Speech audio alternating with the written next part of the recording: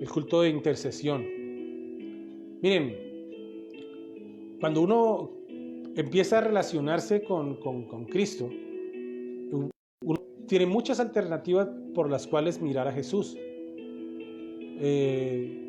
A los chicos del colegio esta semana estuve hablándoles de Éxodo, de cómo el Señor los cuida, los saca de Egipto, hace que atraviesen el Mar Rojo, que caminen por el desierto, y cómo en todo ese recorrido el Señor los cuida, los guarda y los protege. Y me llamó muchísimo la atención unas palabras que dice en Éxodo 16, donde ellos claman, piden, se enojan y piden comida. Ellos están reclamando, pidiendo comida. Llegan al punto de que, a pesar de que han visto toda la bendición del Señor desde que estaban en Egipto, aunque han visto todo eso, ellos siguen ahí tercos, peleones, y diciendo, no, pues para traernos acá mejor nos hubiera dejado, para venir a morir en el desierto, mejor nos hubiera dejado morir allá a manos de Faraón. Entonces Moisés, como buen líder, como buen hijo de Dios, ora al Padre y le dice, Señor, esta gente está pidiendo y está reclamando, bendícelos, amado Rey. Y el Señor los bendice dándoles algo que describe que había como un rocío, y que ese rocío se evaporó, y que la superficie del desierto quedó cubierto como una especie de escarcha, como una especie de copo de algodón, de nieve, más o menos es la descripción, muy fina, muy bonita. Y que ellos se quedaron asombrados y dijeron, bueno, ¿qué es esto? Y el Señor y Moisés les dice, ese es el pan del cielo que el Señor tiene para ustedes. Ese es el pan del cielo que el Señor esta noche está entregando para ustedes. Y esa forma de descripción del pan del cielo no es más ni es menos que una forma de describir la presencia de Jesús en la vida de los creyentes. Jesús es la provisión que nosotros necesitamos para nuestras vidas. Y yendo pues así en ese orden, les voy a pedir el favor que abramos nuestras Biblias en el Evangelio según San Juan. Vamos a estar estudiando del versículo 35 al 40. Amén. Juan 6, del 35 al 40. Juan 6, del 35 al 40, y dice así: Yo soy el pan de vida, declaró Jesús. El que a mí viene nunca pasará hambre, y el que en mí cree nunca más volverá a tener sed.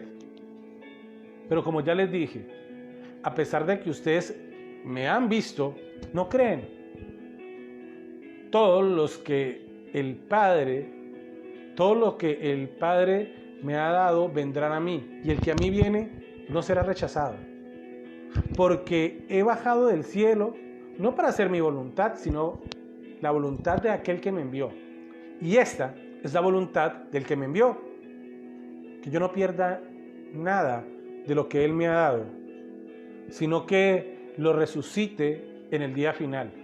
Porque la voluntad de mi Padre es que todo el que reconozca al Hijo y crea en el Hijo tenga vida eterna.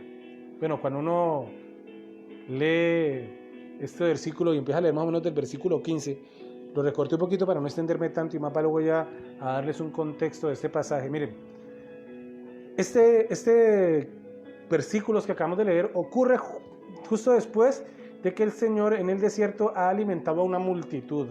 Describe 5,000 hombres, y tengamos en cuenta que cuando hace la descripción de 5,000 hombres está contando únicamente varones, no cuenta mujeres o niños. ¿Listo? Dentro del censo se manejaba era con varones, no con mujeres ni con niños. O sea que si hay 5,000 hombres, dígale que usted que cada hombre que fue tenía una esposa y un hijo, uno y uno. Entonces eran 3, entonces calcula uno a la carrera y podrían haber 15,000 personas reunidas. Y en ese momento Jesús los alimentó, pero luego Él se desplazó al desierto y muchos fueron detrás de Él. Miren, en esa situación en particular que estaba atravesando Israel en este primer siglo, muchos habían caminado detrás de Jesús convencidos de que Él era el rey que a punta de espada de enojo, de ira, iba a desterrar de la tierra a los romanos y que iba a asumir esa posición de rey proveedor, de rey cuidador. ¿Y qué los hizo llegar a eso? Pues el milagro que les acabo de escribir. Recuerden que él días antes, horas antes, había hecho el milagro de los panes y los peces a este grupo de personas. Sin embargo, Jesús toma la decisión de apartarse de ellos. La época en la que ocurrió ese milagro era un momento de no mucho dinero, de hambruna. No había una producción de alimentos así a una escala industrial, pues, de venta masiva, no lo había. Y en ese instante, dada la circunstancia que la gente estaba viviendo, la mayoría de la gente era pobre y el alimento, la comida, no era algo que tuvieran seguro, no era algo que se dieran por, no, como yo llego a la casa y yo sé que encuentro el almuerzo, lo doy por sentado, que ahí voy a encontrar el almuerzo. Bueno, en ese caso y en ese contexto la cosa no era así, la cosa era distinta. ¿Por qué doy el contexto? ¿Por qué hablo de eso? Porque el Señor nos ha provisto, nos ha dado, y en este momento muchas personas. Yo mismo tengo que reconocer que la economía, dada la situación que estamos atravesando, ha cambiado. Ha cambiado. Para completar sale gente que quiere hacer trampa a otros sin ningún tipo de misericordia por la situación que algunas personas están pasando. Y en este proceso y en estos momentos es cuando nosotros tenemos que reconocer el cuidado del Señor. Es Jesús quien cuida de nosotros. Es Jesús quien nos da la provisión, quien guarda.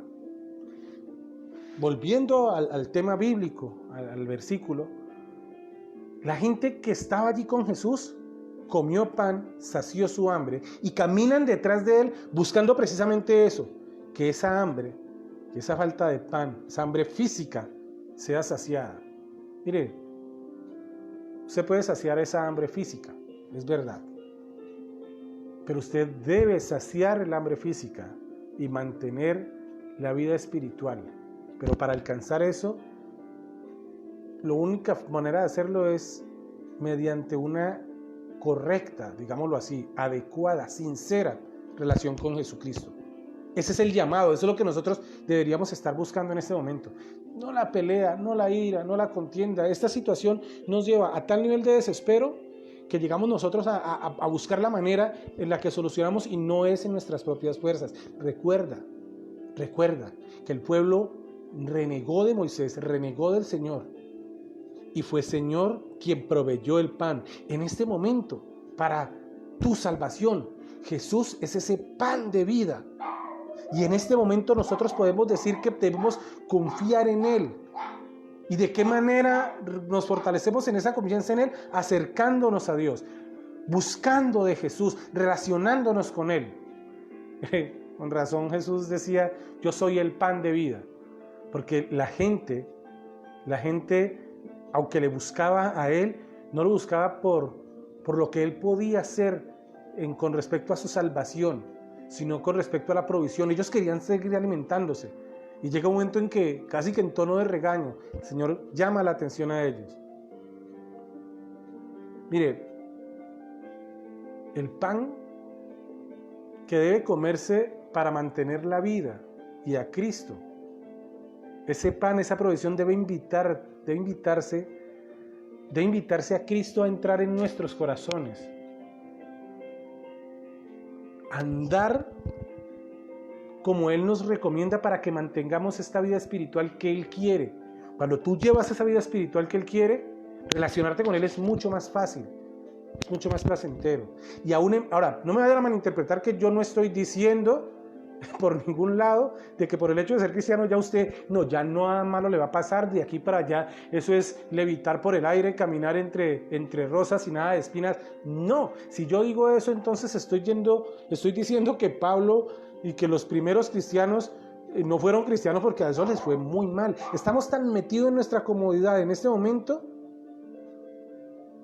que estamos esperando recibir la bendición de Cristo en este mundo, y no es aquí, es en el mundo venidero. Eso es lo que nosotros tenemos que buscar. Jesús de Nazaret, como el pan de vida, como el mensajero, como el Salvador, Él no obra, Él no trabaja de una manera independiente a Dios, sino que Él trabaja con Dios, Él se mueve con Dios. Y en esto nosotros deberíamos darnos mayor tranquilidad y seguridad a nosotros mismos, de que si somos aceptados delante de la presencia del Hijo, entonces somos aceptados delante de la presencia de Dios y somos protegidos por ese Dios único y amoroso que se hizo hombre para proveernos salvación. Repitan lo de esta noche, la predicación de esta noche en el tema de intercesión es que Jesús es la provisión que el Señor ha dado. Miren, no busque en la Biblia más razones. Jesús no estaba aquí para satisfacer tus deseos o los míos, no. Jesús no es el genio de la lámpara al cual tú le pides 3 deseos, nunca más quiero volver a ser pobre y pum, ya se te lo dio. No, el propósito de Jesús es cumplir la voluntad del Padre. El propósito de Jesús es cumplir con la voluntad de Dios. Y el Señor espera que en tu vida, ahora que tú lo has aceptado y lo has reconocido, tú tengas el mismo propósito.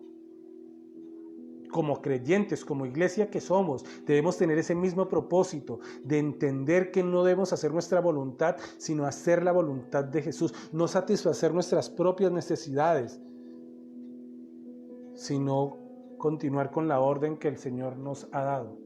Y Jesús, así como provisión, Él no va a permitir que venga el diablo y te venza, y que de esa manera tú pierdas la salvación. Si tú te aferras a Jesús, si tú le buscas a Él a pesar de la tentación, y si has caído con mayor razón, mire, Jesús dijo que no perdería a una persona siquiera de las que el Padre le ha dado, que Él no las iba a perder. Asegúrate de buscarle de tal manera, de conocerle de tal manera, que tú te reconozcas a ti mismo como una persona que ha sido entregada a Jesús por medio del Padre. Como lo estamos predicando los días domingos, para lograr eso, tú tienes que consagrarte al Señor. Tenemos que unirnos a Él. Mire, mi hermano, mire, mi hermana. Cualquier persona que se comprometa sinceramente a creer en Jesucristo como Salvador, debe estar completamente seguro que ya tomó esa provisión. Recuerde, mi hermano, como lo dice en el libro de Éxodo, que cuando la gente iba y tomaba del maná no podía coger más de lo que necesitaba. Usted no puede recoger para más tarde. Jesús es suficiente para toda tu vida. No necesitas más, no necesitas ofrecer sacrificio. Jesús es suficiente. Cuando tú recibes con sinceridad a Jesús como tu Señor y Salvador, puedes estar seguro en esa promesa de vida eterna que Dios te ha dado. Cuando nosotros leemos estos versículos, les repito, de Juan 16, Juan 6, del 35 al 40, usted debe saber algo. A Dios nadie lo engaña. Jesús es Dios. Él sabía completamente y desde un principio cuáles eran las intenciones de estas personas. Estas personas no estaban buscando a Jesús de una manera sincera porque creyeran en Él. Ellos lo buscaban porque querían más pan, querían ser más alimentados. Ellos lo estaban buscando por razones materialistas. Ahora, insisto, recordemos que en el contexto en el que ellos se encontraban, tener pan era una cuestión de vida o muerte. A lo mejor tú has llegado al Señor por una situación que no has comprendido, pero no permitas que esa situación que todavía no has comprendido te lleve a estar buscando a Dios por una razón meramente materialista. Si estás cerca de Él, búscale sinceramente, aférrate a su verdad. Uno de los errores más grandes que comete la humanidad es creer que nosotros podemos hacer algo para satisfacer a Dios. Y eso no es así. Así no es el orden de las cosas. Tú y yo debemos entender que todos somos pecadores, todos.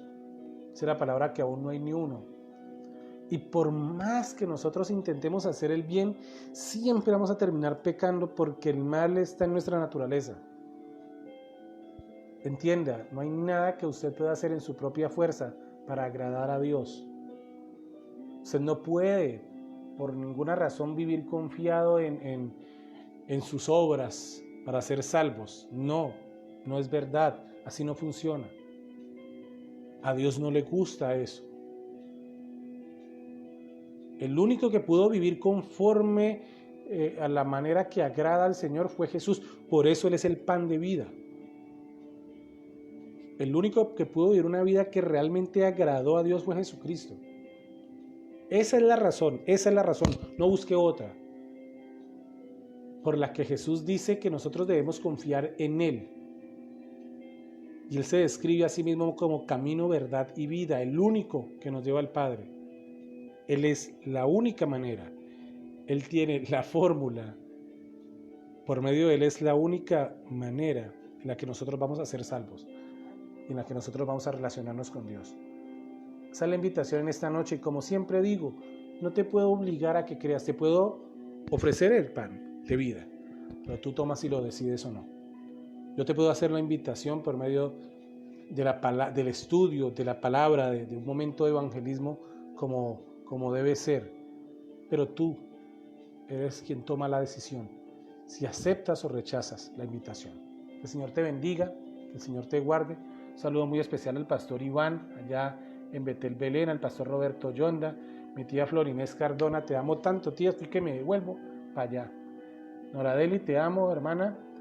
Aura Elisa, Dolly Valencia, que Dios te bendiga, que Dios te guarde. Prima Angie, que Dios te bendiga y te guarde. Yamilet Cardona también, seguimos orando por mi tío, me comprometo contigo. Mi hermano José Barrientos, usted es un señor, varón, usted es un señor. Saludos a todos y cada una de las personas que nos dieron la bendición de compartir este culto. A Noemí Ballesteros, una mujer valiente, valiosa, hija de Papito Dios. Angélica Orejuela, prima, te amo entrañablemente, ¿oíste? Sigo orando por ti. Un saludo muy especial a todos y cada uno, mi hermana Marina Saraza, a todas las personas que se conectaron y aún aquellas personas que, aunque no pudieron conectarse, más ratito o más el día de mañana van a seguir la predicación por el Facebook. Amén.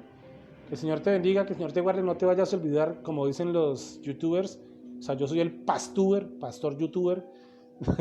Dale like, dale me gusta y compártelo, por favor, compártelo. Y no se olviden, los días jueves tenemos nuestro momento de oración. Escríbeme al WhatsApp, escríbeme a Messenger, los motivos de oración que tenemos para nuestra familia. Angie, te amo, tía Flor, te amo, Nora, te amo, que el Señor los bendiga y los guarde.